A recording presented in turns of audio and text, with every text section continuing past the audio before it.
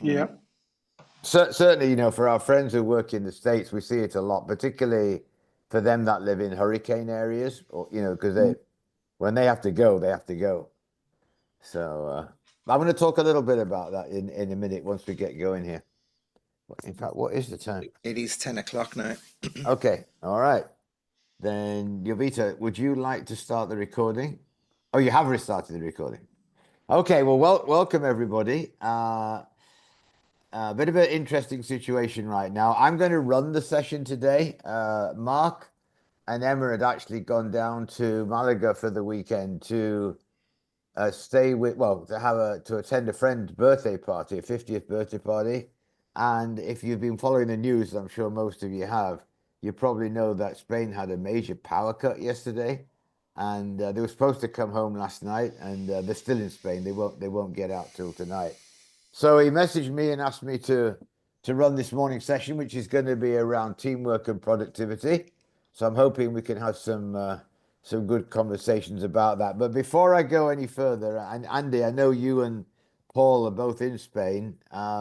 Is there anything you'd like to share from the kind of lessons learned from yesterday? Um, I guess it just goes to show how dependent we are on the internet without realizing the power going out didn't necessarily trouble us too much. As I was saying, I have a small little portable generator, electric generator that gave us the necessary.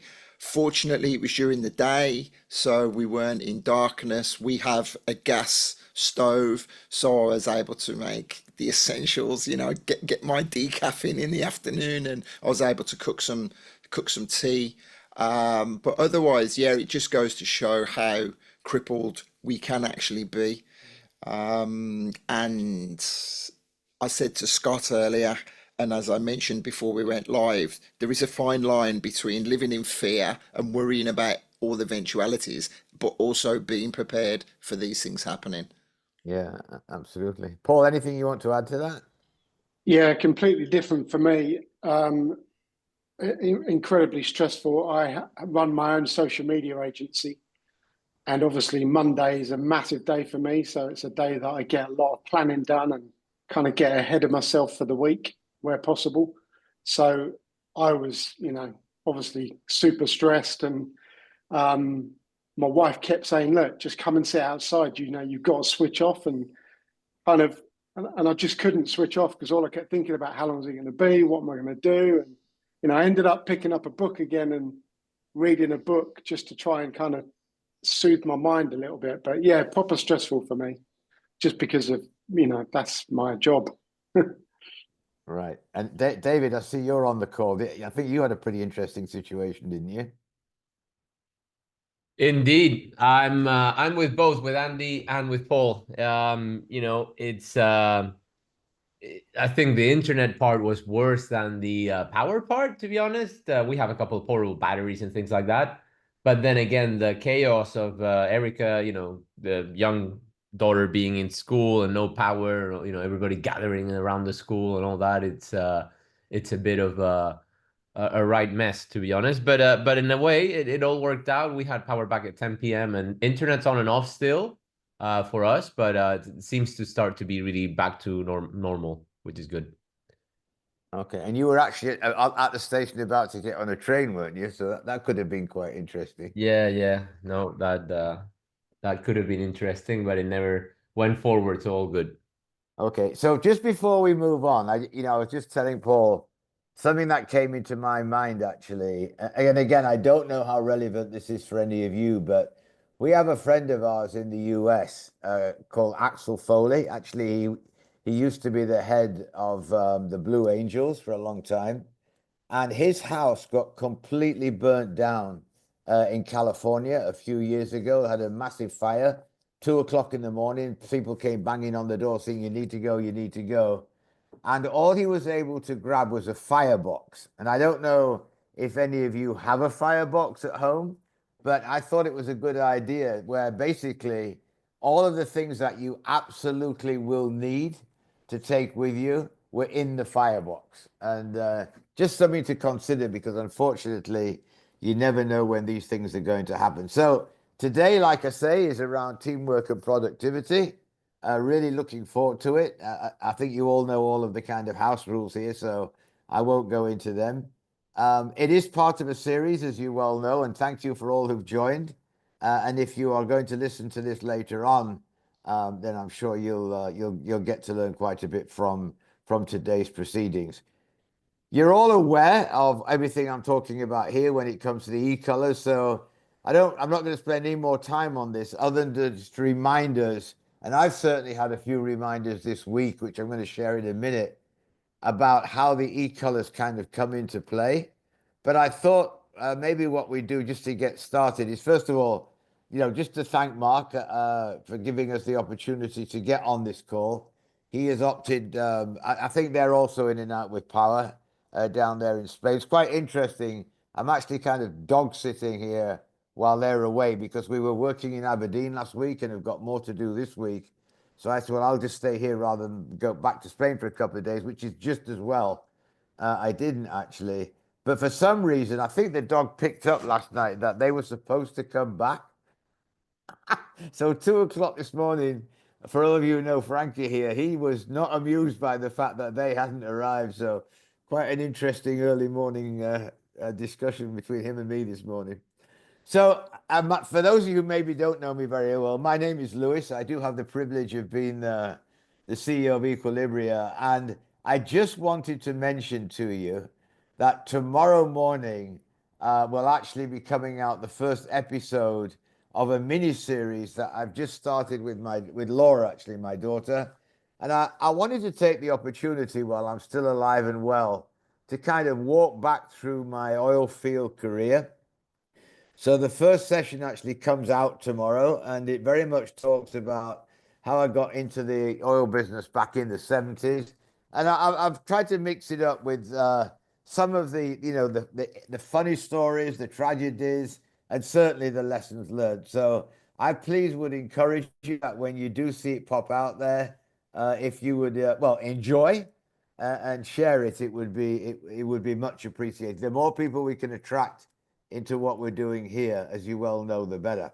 So as you know, for those of you who've been working through this process along with Mark, there's been a series of advancements going to where we're at today, which, as I say, is around teamwork and productivity. And actually, having really thought about this last night when I knew I was going to be talking about it, I wanted to give you a couple of really good examples of what I've seen play out as we go forward. But first of all, like always, I think it's really nice. I'm sure you've all had an interesting few days for one reason or another.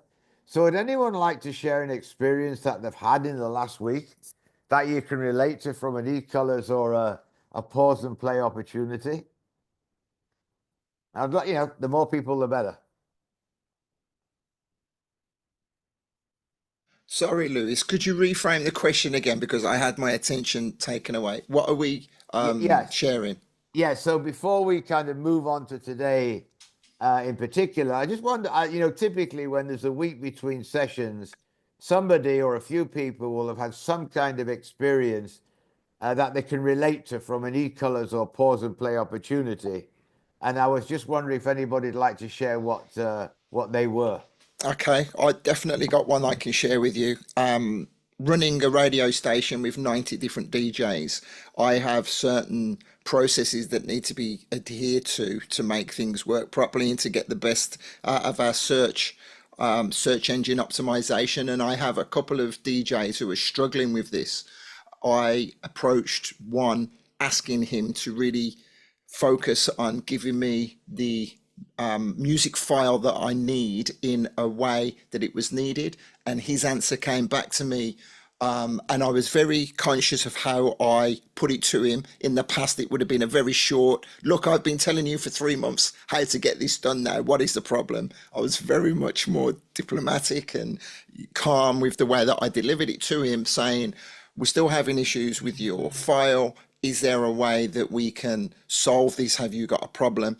He came back to me and explained that there was a problem. He was having some issues with illness at home. Now, in the past, I would have immediately replied saying, well, that's not really an excuse. I've got problems at home. I've got illness in my family as well. But instead, I had to stop and think that even though I still believe it isn't an excuse to not provide me the way that I need it, I had to think about how I addressed it with him to get a more favorable result. And I'm always really familiar, I'm always really aware of having that ability now where I was completely blindsided to it in the past. Excellent, excellent. And thank you, Angela. I know you've got your hand up. I just realised that there's a few messages here already. So yes, the guy who I was talking about, actual name is Steve Foley, and when you go into the US, into the pilot program there, the Navy. Well, in fact, they do it in the Air Force as well, but they all get a handle. And so he actually got named Axel Foley because that Beverly Hills Cop came out at about the same time as he was going in to do his service. So that's where he got the name Axel from. Angela, did you want to say something? Yes, it was just it's interesting how there was a bit of a theme last week. So my mum's in hospital. My daughter, we spent many hours in A&E with my daughter, and my husband has got health issues. And I'm very familiar with all issues that are relating to health. So I had to bite my tongue and press pause a lot last week when we weren't getting a good resolution for my family members. So that was a real test because what it brought in was emotion. And, you know, as a green blue, I've got plenty of that already. I don't need any more of that. But I really had to press pause on more than one occasion last week to get the outcome that I felt was the right outcome. Interesting. Thank you. I'm going to talk a little bit about the emotional side of things in a moment. Anybody else like to share something that's happened to them or around them relative to the recolors in the last week or so? Yeah, I've definitely been using the pause thing. Never ever done this before until meeting you guys and hearing Mark talk about it. But for me, it's things like I hate it when people do things that they shouldn't do. Like, for instance, yesterday we were in a massive queue of traffic when everything was going mental, and this one guy came on the wrong side of the road to try and kind of get ahead of everyone. There must have been about 20 cars. And obviously I was just, straight away in my head going, what an absolute dickhead or whatever, and all of this, and I did actually tap my wrist and just say, look, just pause. Don't even worry about it. Just, there's obviously people doing things like that all the time. Just forget about it. And it was only a little thing, but it kind of made me think about it. Oh, lovely. Thank you. Yeah, there's always somebody like that. And even yesterday, I mean, in fact, it'll be interesting to see as a result of everything that did happen yesterday of, how many incidents or things that went wrong because of, going forward. And Paul's just written here, I know that Paul Grant did a session for his son's school last week, and he says, children continue to amaze me in how quickly Paul, do you want to share a little bit about that, about what happened there? Yeah, no, certainly. Excuse me. Yeah, we did a session for 60 children aged between 9 and 12, and again, it just amazes me how quickly they pick up on e-colors and personal intervention with very little pushback. Yeah, yeah. They don't sit there going, I've heard all this before. Yeah, I fully understand that one. So I'll share one from an emotional perspective. Again, my yellow coming out. Mark and I were in Aberdeen last week, and we attended an organization called Step Change in Safety, which in the North Sea, if you want to do anything around safety, then it comes through that organization. And they had the safety reps in from all of the different platforms and rigs in the North Sea. And in the morning, there were a lot of different discussions around what the future looks like, which frankly isn't that bright up there. But in the afternoon, they brought some actors in to really try and reinforce the necessity to stop the job or stop work when something doesn't look right. And the actors were playing out a fatality, something that was very familiar to me because of my past. And there was a moment during this reenactment where Mark looked round at me and he said, Lewis, you're crying your eyes out, and he wasn't. And here we are, both top color yellow. So I just thought it was interesting that from an emotional perspective, what brings tears to one doesn't bring tears to another. And I had another reminder of that on Sunday afternoon. I was watching the Liverpool game, and if any of you watched it before it started, they already knew they had a pretty good chance of winning the league. And when they started singing "You'll Never Walk Alone," I was just crying like a baby. And I'm not a Liverpool supporter, but just the emotion of all of that really kind of caught me. So again, it is just interesting. Is there anybody else on this call who actually can shed a tear when, be it around music or something like that? Oh, Paul was crying at the Liverpool game. Yeah, I can imagine, but for a different reason. Anybody else? I was definitely crying at the end when they all lined up and saying "You'll never walk alone" in front of the cop. Incredible. Yeah. I remember being in tears when we won it as well during lockdown. Yeah. Things like that. And I wouldn't say music gets me, but films definitely do get me, and football matches like that. Yeah, there's one film in particular called My Pursuit of Happiness. Will Smith. Obviously, I've got personal kind of connection with that with my son. But what an incredible film that is. Oh, There you go. So, Brickley, anything from your perspective? Can you hear me? Yep, loud and clear. Perfect. We also put a new microphone in, but I wasn't sure if it was working properly or not. I shared in the chat box just as a top red green, obviously highly task orientated, and that's also part of my love language. It's acts of service. That's how I love my family. But I've had to recognize with a daughter and a husband who's top blue, that obviously they need physical touch and they need more of my quality time to be able to sit with them and slow down. And that's where I've had to, not even in the last week, but just constantly be aware that I need to slow down and have conversations. In the last week, more particularly, I recognized it with my daughter, just as she, as a top blue, she can't have 20 tabs open in her brain like a top red can. So I've had to kind of just speak to her in 1 or 2 steps rather than give her the whole 10-step process of cleaning a room and brushing her teeth and what to do before school. And it's been a real realization for me in the fact that just because I'm a high capacity person, I can't expect that of my kids as well. So that's where I've had to slow down and be very intentional to when I see she's getting emotional, it's probably because I've given her too many steps to do and I've overwhelmed her.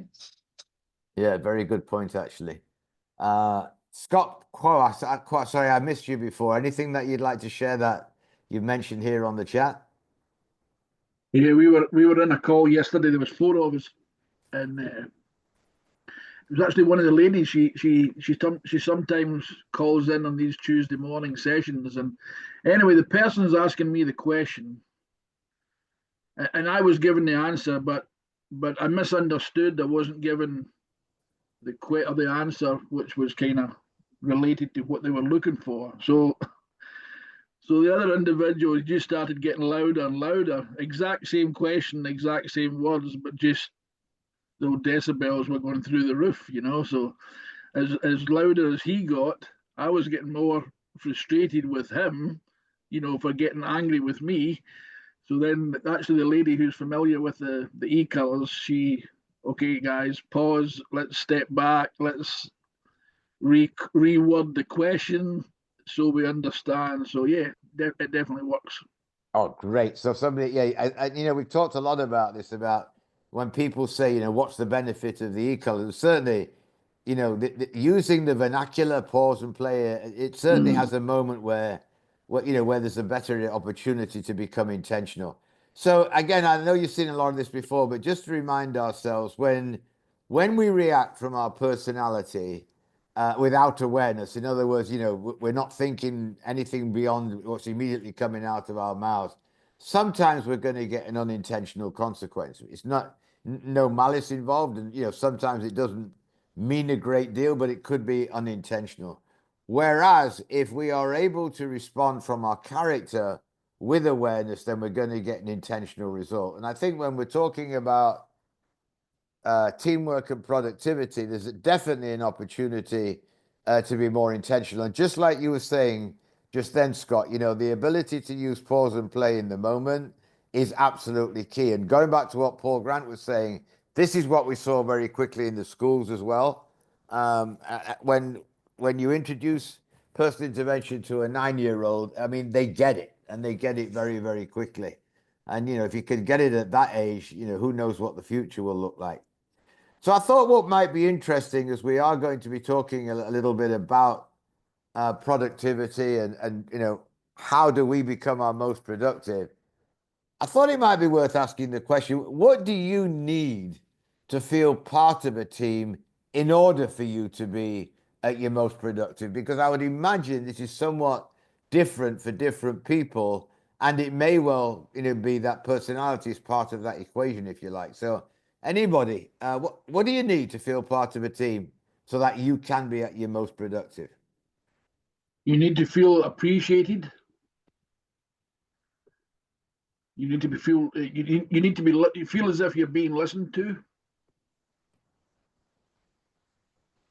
Okay, and somebody's put seen and heard, psychological safety, validated, mutual expectations. Anything else that people think is necessary?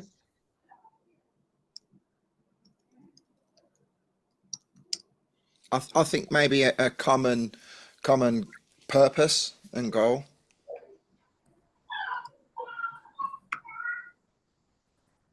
Common purpose, yeah, goal. Actually, I'm going to pick up on that because I wanted to share a little bit of a story to kind of put things in perspective when we're talking about teamwork. A few years ago, I was running a leadership session for one of our clients, and I was actually introducing the e-colors and personal intervention. And one of the people who were just about to retire actually came up to me over a break and he said, "Look, I'm actually on the way out. So I hear what you're saying, but I'm about to retire. But I think this could be really useful for my daughter." And I said, "Okay, who's your daughter?" He said, "Cammy Craig." So the young lady on the right-hand side there, that is Cammy. At the time, she was captain of the University of Southern California's water polo team. And they weren't doing that great, but she wanted to be as good a captain as she could be. And he asked me if I would start to coach her. So literally for a year, I coached her on the phone, basically. This is pre-Teams or Zoom or anything like that. I think it was about 2010 or something. And then they went off to the Beijing Olympics. She was in the water polo team, the USA water polo team, and they actually got the silver medal. And, you know, when she got back, she told me that she'd learned a few things along the way and decided that she would like to continue playing water polo and would actually like to be the captain. So a few months before the London Olympics, she said, "Look, we're now training at one of the Navy SEALs training bases up in California. Would you come up and run an e-colors session for the entire team?" And I'm talking about this around teamwork and productivity. So I said, "Well, I will definitely come up if I can bring some kids that we were working with one of the schools." So we had a fantastic journey to California and put these kiddos in a stretch limo, and off we went to this training base. And there were these magnificent athletes. This was now just a few weeks before the London Olympics, and got them all in a room. I mean, to me, I think these young ladies kind of all looked a little bit like something out of Avatar. I mean, they were finely honed athletes just ready for the Olympics. And we did an e-colors foundation session very similar to what you've done before. During that session, there was a lot of argy-bargy between a couple of the ladies, one of whom was the goalkeeper, I seem to remember, and one was the vice captain. And apparently, there was very little teamwork between these two, and they certainly didn't get on until they realized they were both predominantly red-yellow. And they moved from virtually animosity, I would say, to high-fiving. And about 3 weeks later, they won the gold. in London. And in fact, they went on to win the gold again in Brazil. And when people talk to me about teamwork and productivity, they obviously have to play as a team. It's a big team sport.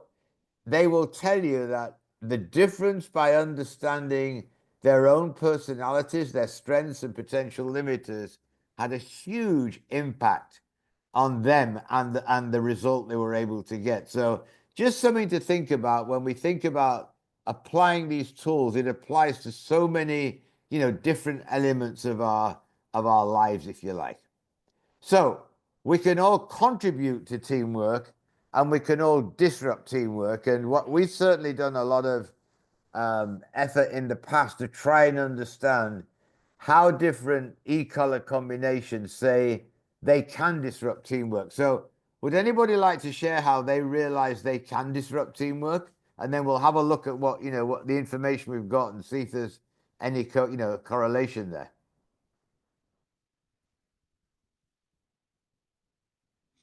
Expecting everybody else to see things the way that I see things, and expecting everybody else to work at the pace that I like to work.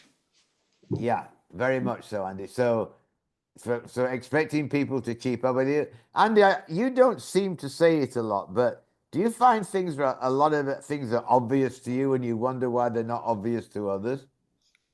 I used to, and I'm aware of not using the phrase or the word obvious. I don't know where, having taken in so much content and listening to audio books and whatever, I think the word obvious is a negative word sometimes. So I really focus on not using it a lot. That's down to Mark always driving home different terminology. Like I said, when he watches this back, Paul's going to get in trouble for using the word hate. I didn't want to interrupt him at the time. Fair enough. Let me see. So what else have people written here? So by not trusting others' capabilities, yeah. Talking too much, Jane, on that one. Not giving others a chance to speak and share before deciding on the solution, the way forward. Yeah, so very much, I think, from the red green there. So, hey, morning, Kerry. How you doing? So, Kerry, I put you on the spot here from your perspective in your yellow blue world. How do you think you could maybe disrupt teamwork? Oh, I can absolutely talk to that. So a good example is really not appreciating how people need to understand why we're doing something, and also that people need to know that the detail is clear, understood, provided, defined, and giving opportunity for people to absorb that and work with it. I can be quite, even though as a years and years as a program and project manager, so the irony isn't lost on me, because much of my time was focused on planning. I was always quite switched off by too much low-level detail. And in a team environment, that is an absolute, that's can be a bit of a disaster. So I'd say not appreciating detail for sure is a biggie. Thank you. And Scott's put frustrated and could stop listening because you've already got a plan in your head. And then Angela says, being over analytical and over planning. So very much in relation to our personalities here. So again, really worth understanding. And again, if you think about it from an e-colors perspective, these are some of the top answers that we've received over time. And could anybody just want to speak to maybe their e-color, or maybe somebody that they see from another e-color other than their own and realize, now I begin to understand, what's going on here? Any thoughts on that?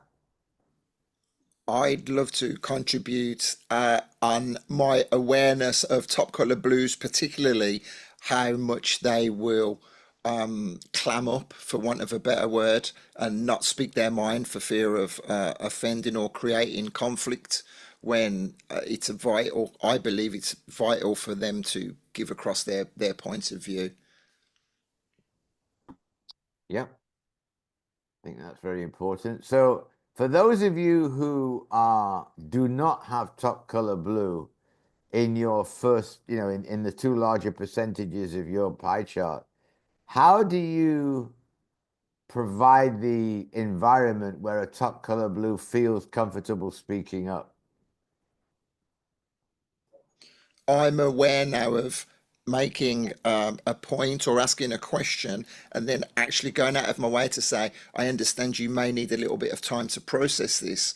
So I'm not expecting an answer from you now. Have a think about it. And then whether that's in a few moments time during the conversation, or I'll say, I'll come back to you in a little while. I'm not in a rush for you to answer me immediately, even if I am.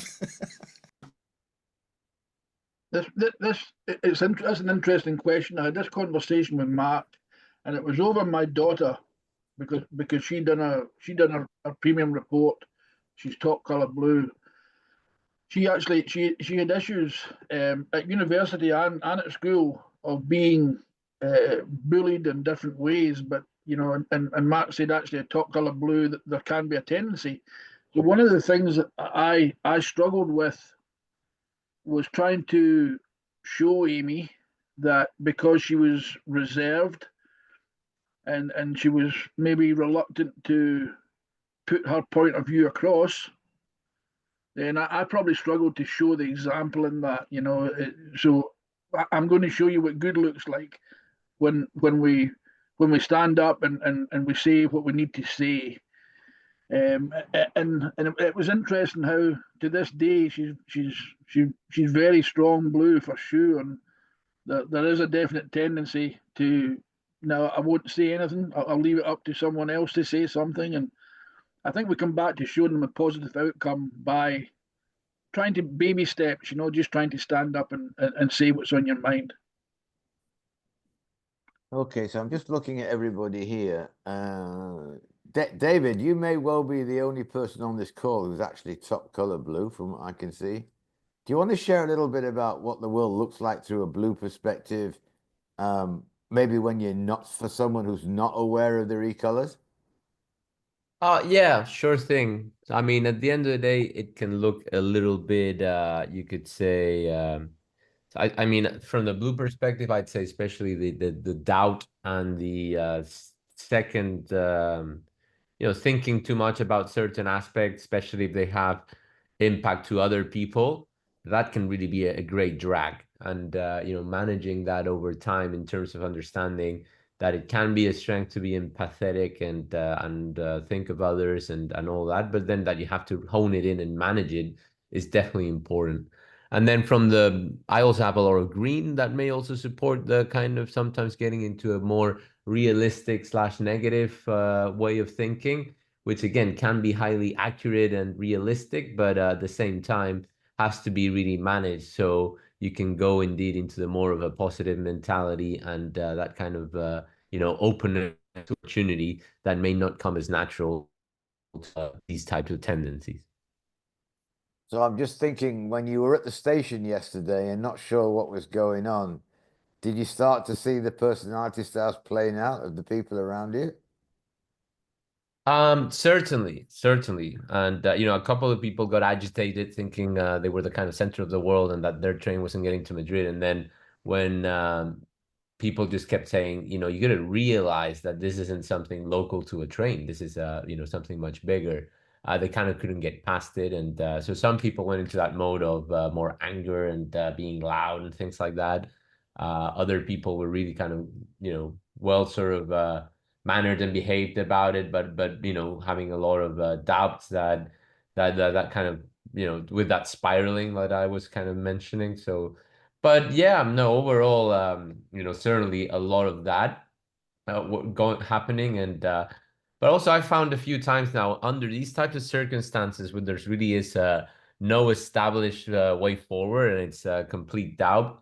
While the personality tendencies certainly show up, there's also maybe a bit of a human nature element whereby you just don't really know what you don't know, and people get a little bit in that kind of quick to action, more of that kind of fight or flight kind of way, in a way, whereby they're just quick to action to say, hey, I'm going to do this, that, and the other, and plan things out. It could be an e-colors related aspect, or they just kind of freeze for quite some time. Yeah, interesting. Thank you. All right, Andy's just written, I see that personalities at play regarding people's driving, as David said, self-centered. Not sure if there's a personality issue there. So interesting to think about that. So these are some of the things where that have kind of popped up around how I can disrupt teamwork, and we're all capable of disrupting teamwork. Again, as we were talking about before, depending on our own personality style. And then the other side of it, which is, you know, just as important, even maybe sometimes even more, is how is teamwork disrupted for you? So from your perspective, you know, what kind of drives you nuts, or what are things that bother you when something's not working in the team? How does that play out for you from from a personality perspective? Procrastinate. So back to you. Is that you, Andy? So if there's procrastination, then it's got all not Yeah, enough it's forward very movement for you. difficult. People love to make excuses, and I have to be aware of not challenging their excuses and giving them a reason why I believe their excuse is invalid, because to them it is very valid. Fair enough. Anybody else?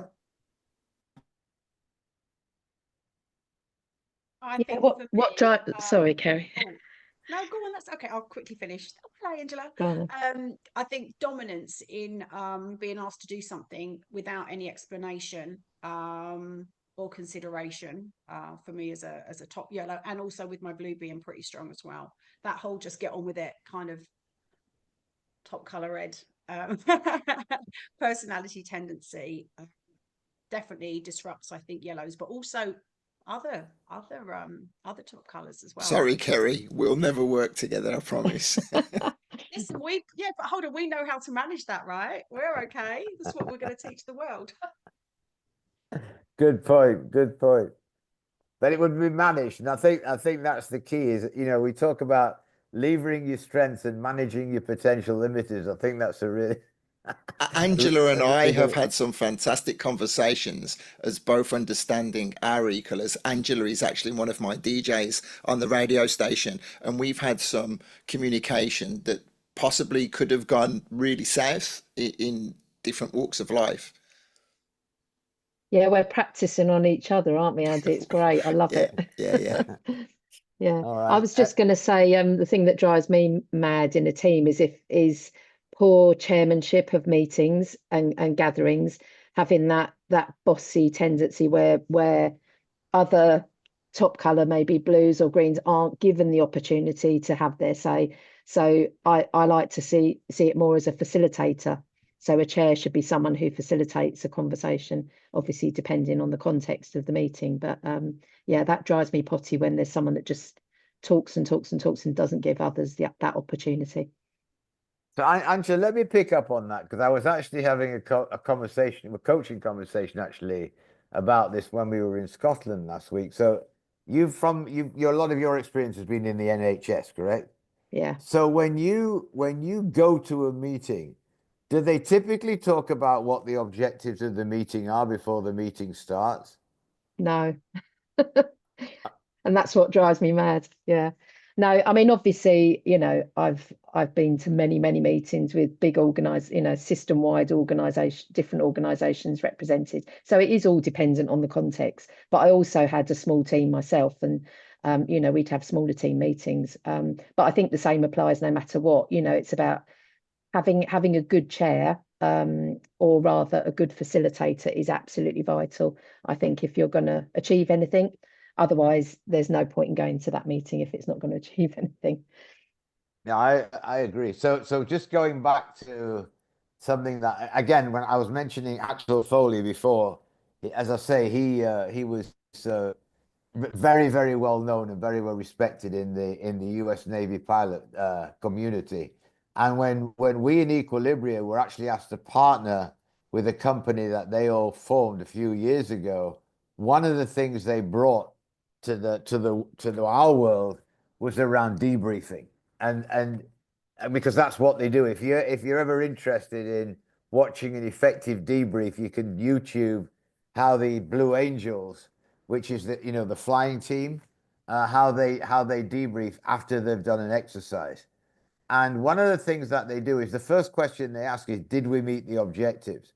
And that's why I'm asking, if you have objectives at the beginning of a meeting and you've set out the objectives, then it's a very smart question to ask at the end of the meeting, did we meet the objectives? And if you're not very good at setting objectives, you will become very good at setting objectives if you keep hearing no, when you ask the question. So just something to think about going forward. Britt says that going down a rabbit hole certainly disrupts teamwork for her. Scott says when the team members are asked for input and some individuals continually say no, some individuals continually no, I'm happy with that plan. Okay, so they're not adding anything more. Is that what you're saying, Scott? They're not adding more to the conversation? Yeah, that's basically it. You're giving them an opportunity to throw their hat in the ring, but they just don't. For whatever reason, they don't participate too much. So Okay, and again, keep in mind, like we talked about, there are some people who may be a little bit more reticent to. I know there was a Nigerian actually who used to, or still works for Chevron, Mo Sule, a wonderful, wonderful human being, predominantly blue-green. And I know every time we went to a meeting with him in Nigeria, we'd go around the room and then I would just turn around and go, Mo, tell us what you're thinking. And you could almost see the cogs turning, and then he would tell us what he was thinking, and it was always worth waiting for. So, there's various ways of getting that information, but certainly worth understanding.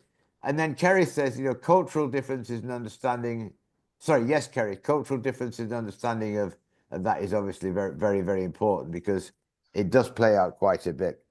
So again, from an e-colors perspective, these are a lot of or some of the answers that we've seen. And I think probably one of the things that I've certainly seen over the years, and again, for people who are not top color blue, what we may consider as not particularly challenging to a blue that may feel like disharmony, and other e-colors may not even pick up on the fact that disharmony is actually happening. So who's not said anything? Angela, would you like to share? I'm sorry, I don't know your e-colors. Angela Sang. Hello, everybody. Hi. Sorry, I'm quite new to Oh, this. there you Yeah. are. Yeah. Yeah. Sorry. Yeah, Oh. no problem. Welcome. Sorry, what was the question again? Sorry. Yeah, I was just wondering, so how does teamwork get disrupted for you from your green perspective? I think dominant reds definitely, like or people in yellow who talk a lot, definitely how do I say? Well, it dominates the whole situation for me to I don't know, like I have a tendency to sit back and listen and analyze. So I'm a very analytical person. Guess it comes with my role, and I know that I tend to think about things before I contribute. I need the time and space to process. But I work with a lot of reds. So that's just me. Okay, thank you. Angela, I'm sorry, Jane, anything you'd like to say before we move on about how teamwork gets disrupted for you? I get a little bit like I don't like if there's so much data, like there's just data and no kind of story behind it. I'm like, I'm out being the yellow, I want the story. I don't want all the data. You bore the hell out of me and I'll switch off. So it can get really disruptive in that way. I know for myself to disrupt, I can talk. I just get chatty and I will disrupt everything by talking and going off on, down rabbit holes into stories that really are relevant for me, but not relevant for everyone else. Understood. It's a fine line, isn't it? Because you just heard both sides of the story right there. And Andy says, I've made sure to stop saying I don't understand why you can't do this, or I don't see why you're struggling. So again, yeah, because Andy, what do you think the impact is when you say things like that? It just makes people go back in a corner. It makes them feel like I'm literally saying, you are really thick.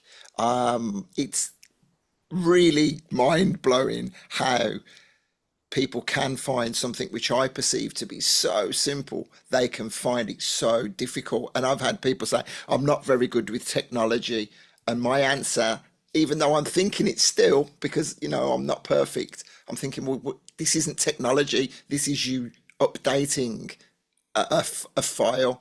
You know, I'll stop myself saying it. So yeah, definitely make people feel that I'm attacking them. I would have made people feel that I'm attacking them in the past. So having to be aware, having to go out of my way to contact them and walk them through and show them how it's done, because clearly my verbal or my written instructions haven't been as clear as I thought they were. And again, that from Mark's teachings, me not letting my ego get in the way, thinking that I'm the best explainer in the world. So you just reminded me of something, Andy. So I think I've probably explained this a little bit in the past, but virtually everything that we talk about from an e-colors perspective on these calls has come from a situation that at some point we live. So when we ask how people can get hurt, when we ask why people do and don't follow procedures, and I'm now going to give you the very reason we talk about how I can disrupt teamwork. So I don't know, 2006, 2007, we had started working for Chevron in Nigeria, and the drilling manager, a wonderful human being who I just posted about on LinkedIn the other day, Rob Weekly, he was the drilling manager. Very, very red yellow. And his operations manager, a guy called Bert Harrison, was predominantly red green.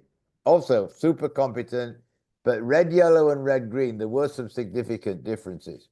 So in a meeting one morning, Rob said, I want to organize a bonus system that for people who perform well can get a bonus, because they were on a, you know, a highly difficult well, and it could mean the difference between success or failure for one of the largest oil fields that Chevron had. So Rob said to Bert Harrison, the operations manager, Bert, would you organize it and come up with a performance program to which we can attach a bonus? And then at the end of the meeting, Rob said, I'll tell you what, a few of you just stay behind and let's just brainstorm this idea about the bonus. So they had the brainstorm. Mr. Harrison, Mr. Red Green, never said a word throughout the entire brainstorming meeting. And after the meeting was over, when Rob walked back to his office, Bert followed him in, closed the door and said, Rob, don't you trust me? You just told me to do that job, and then you've got right in the middle of it. Rob, I happened to arrive in Nigeria about 2 days later, and he said, Lewis, start asking people how you can disrupt teamwork, because I just did it. And that was actually how he came up with how could I disrupt teamwork and how teamwork is disrupted for me. So again, Andy, thank you for that, because you just reminded me. Can I just give you sorry, I didn't mean to interrupt there. Go ahead. I want to give you one other example. So I keep talking about my radio station in charge of 90 DJs. I asked all of the 90 DJs on email to send me some information back to help us share their biography of what they are and who they are and why they share their music. 15 people replied to that email. I sent another email another time saying, I've got a free gift here. I want to give you some merchandise, but I need to know what your size is. 80 people replied to that email, and you know, I'm sure there's a story there.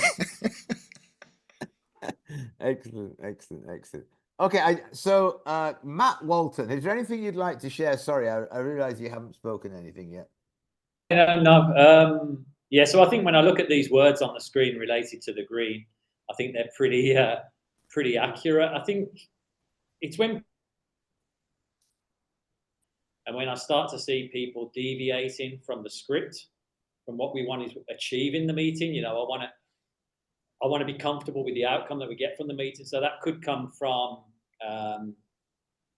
somebody showing a strong ego, strong desire. These things which I feel are taking us away from the objective are the things that in that kind of sense. Matt, just so you're aware, you're dropping in and out. We're catching about every fourth or fifth word that you say. Okay, I'll put something down in the chat box if that's better. Perfect. Thank you. All right. So again, just interesting that again, it's worth understanding that teamwork, it's disrupted for different people in different ways. And as you listen to a lot of these discussions, I just hope it just reinforces the fact that we can, and here's the thing, we can disrupt teamwork absolutely without meaning to. There's no malice intended, if we're not managing our e-colors. So again, just understanding our strengths and potential limiters very much play into how that tends to play out. So quick question here is, what do you think your strengths are that the team can count on you? And I think in terms of how everybody's collaborating on these calls, it's probably a good little conversation to have. So what can people count on you for? Yeah, thank you, Matt. Got that. Thank you. So dependability, Angela. Okay. Decisive and efficient and practical from Mr. Ward. Anybody else? Structure, yeah. Loyal and positive, yeah.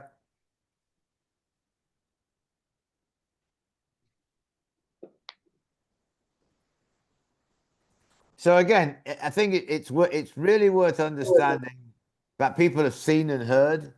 Again, very, very, very, very, very important for people. All of these are important, but again, you begin to see it's not the same for everybody, and that's again, the more that you can lean in and understand where people are coming from, the more you can meet their needs, then the better they're probably going to feel part of the team and actually act like the part of the team. Give me the ball, I'll take the kick.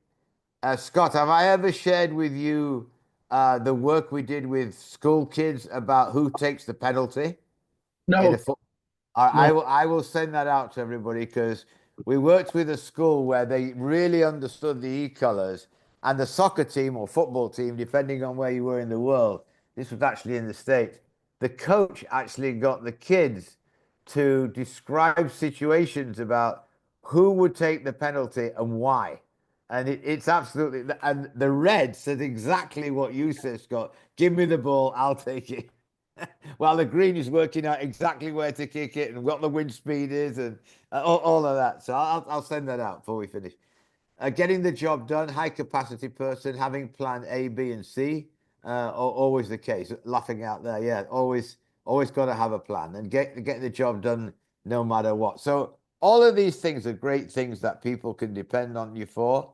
And then the next question is, what are your potential limiters that could show up and cause teamwork? I think we've kind of talked about that.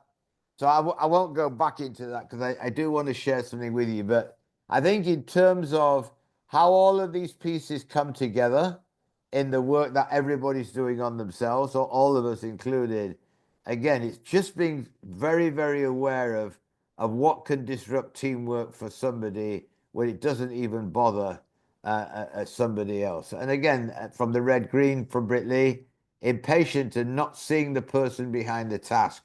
Very, very important. And so I also, sorry, let me go to Kerry. I also think it's important in a team or relationship to not forget to consider how those with the same top colors as yourself could create a clash between you, without remembering they want to be treated and considered just as you do. Very, very true. So again, you've seen a lot of this before. I'm not going to go back to this, just to keep reminding ourselves it is different for different people in what we should pause and play on. And you've seen this before, so I'm not going to go back to it. But just be aware that others may be working on something that you're not, and they probably need some encouragement along the way. I am a great believer, and you've all got the premium report. There's a section in there where it allows you to, or encourages you to actually note down an opportunity when you could or did press pause or play, and what the outcome was, which can be quite important, I think. So a couple of things to consider is, you know, what skills or areas of improvement are you trying to develop relative to what we're talking today? So has anybody got anything that they particularly like to share about? What is something they've made their mind up, you know, they're going to work on it relative to the discussions we've been having?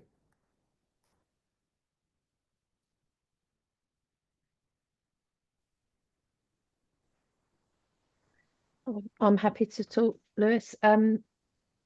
I definitely want to improve my action. So it takes me quite a long time to make a decision, obviously depending on the context. But once I've made that decision, it's about acting on it, having the courage to just go, right, I'm just going to do it now. So I'm fairly even with my e-colours for green, blue and yellow. But I'm looking to improve that red aspect of my personality style. Excellent, thank you. And I think you know what to do, Kerry, right? Sorry, that was Angela talking. So, oh, sorry. Oh, was it? Sorry, I'm looking at you, Kerry. I don't know why. That's all right. She said all that without moving her lips. Amazing. My apologies, my apologies. Okay, so yes, so deciding to actually move to the do is really, as you say, Angela, very, very important. And Angela, thanks for everything that you are doing. Absolutely amazing. Okay, Paul says he has to jump off to another call.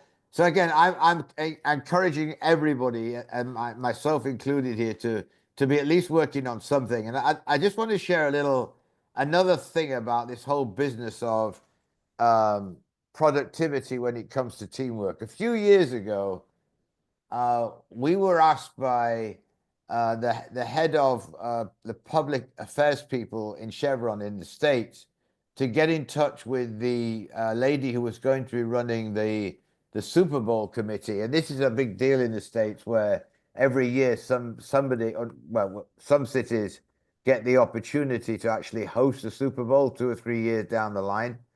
And we were given the opportunity to go in and work with the team in a way that had never been done before. They were all over the place. Chevron had probably poured in about $3 million, and so had many other companies, and they weren't very happy with what they were seeing. The actual host committee was highly dysfunctional. So we were asked to go in and work with them. We worked with them for about 2 or 3 years. And the end result is on the right there. You can see the lady who was the one who asked us to go in, unprecedented teamwork and synergy. And the outcome on the left is from Sally Sargent, who was actually the CEO of the Super Bowl committee. And these are highly professional, highly individual contributors who are all very good at doing their own piece of the pie, but the team just wasn't working together.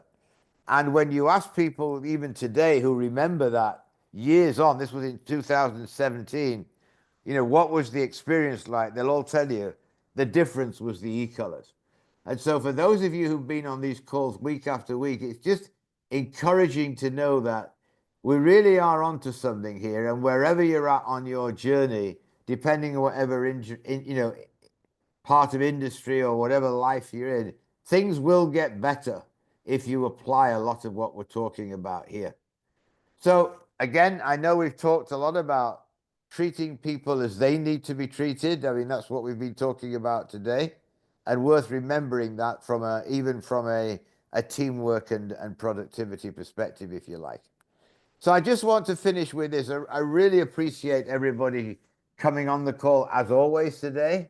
I want to remind you again, if you don't mind, that tomorrow we're putting out this first podcast, and I would really ask you to maybe take a few minutes to listen to it, but more important is to share it. I'll be quite honest with you. I keep telling people my runway is certainly not getting any longer, and I'd love to see a lot more people in the world enjoying what you're able to enjoy by your knowledge of the e-colors and personal intervention and all of the other tools that are associated with what we're doing here today.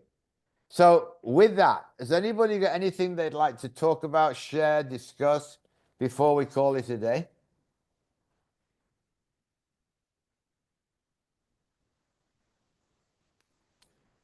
I can share just quickly something that I think over the years has just been just beautiful proof and a beautiful testimony in how e-colors has changed my life from the company where I was first introduced to it. So the practitioner there that ran it, I'm still very much in touch with the guys, the leaders in that team.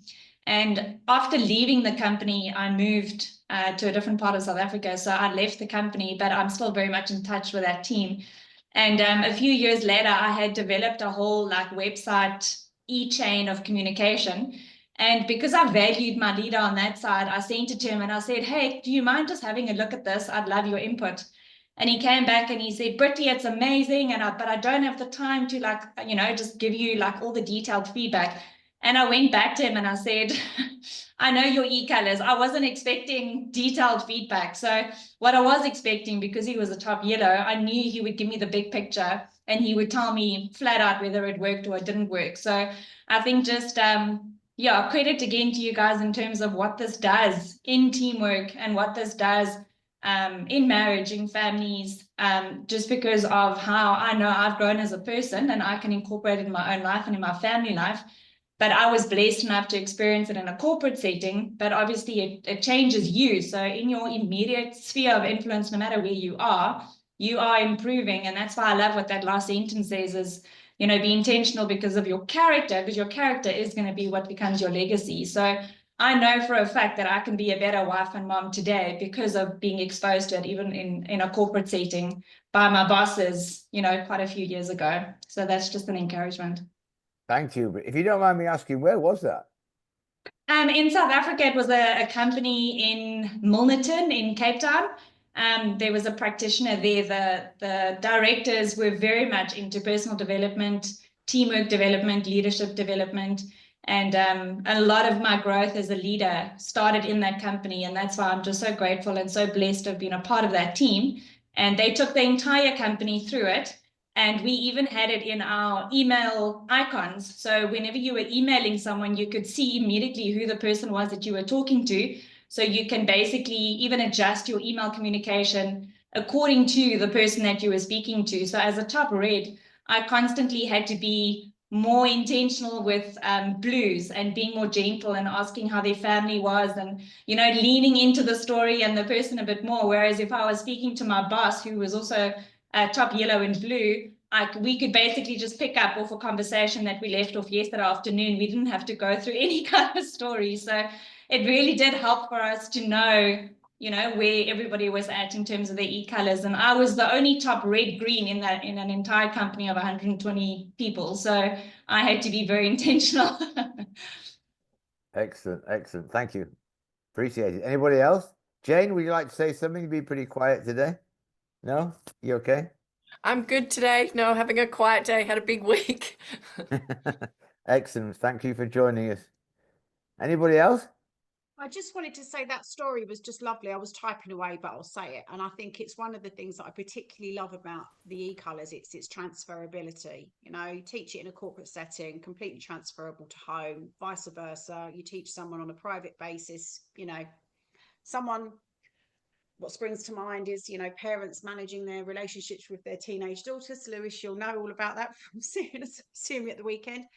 And that person can then go, okay, yeah, this would be great in work, so it's great how it ripples so easily. So yeah, amazing. But I love that story. That's beautiful. Yeah, thank you. Andy, I know you're sitting on both hands and biting your tongue here, but if you'd like to say something, here's your opportunity. No, I think I've said more than enough. Yeah, I would actually, if you have 2 minutes, I would like to talk to you when the call finishes, if possible, on a Sure, completely side-related topic. No problem at all. Thank you. Anybody else? Scott, you got anything? No, I'm good. Okay, Angela Colosi, sorry. Nothing from me, just to add that I'm just loving this, and I'm going to be doing my e-colors practitioner course on Saturday, so I'm really looking forward to that. Excellent, excellent. We'll see you there. Angela Sang, anything from yourself?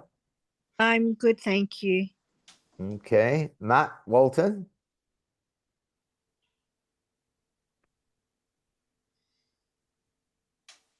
Matt, you're on mute. If you're speaking, you're on mute. Sorry, yeah, no, I'm all good, thank you. Okay, all right. And Benjamin Sims, are you there?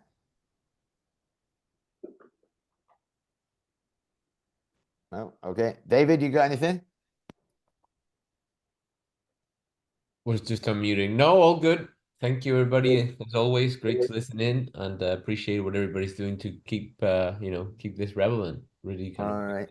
thank you. Excellent. And Mr. Salifu, Yahya, how are you today? All good? Excellent. All right, Jovita, thank you for setting everything up.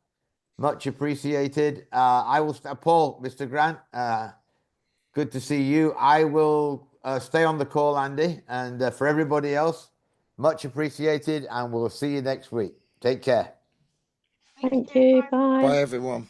Thanks, Bye. Chris. Bye. Yes, Lewis, thank you for giving me a couple of minutes. Basically, all it was, looking at the steel that you